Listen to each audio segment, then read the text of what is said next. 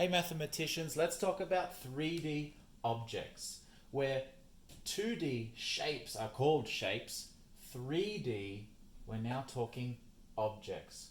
D meaning dimensions. 2D shapes, like this square, have 2 dimensions, width and height.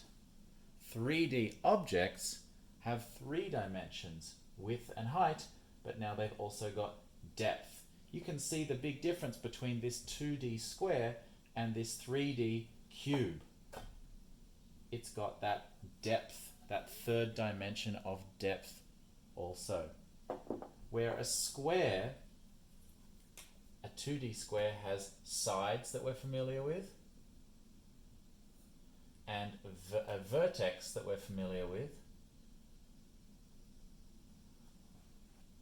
A cube doesn't have sides, it has edges. It has vertexes also, the corners where those edges meet, but it also has now these flat surfaces that we call faces.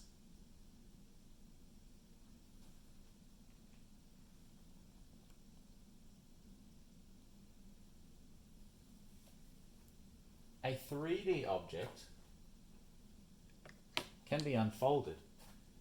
You can see that over here I've drawn out the 6 faces of this cube. If this were made of cardboard and I could cut along the edges and fold it out,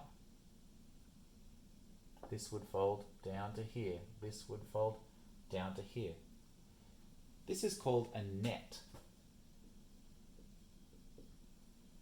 like the thing on a tennis court, and it is the unfolded 3D object.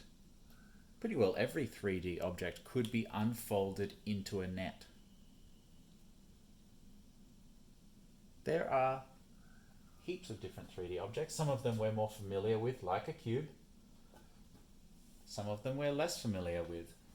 This one is obviously made to be a perfect cube for this maths lesson purpose, but I could also think of the box over in the corner that's holding a bunch of my books as a cube also.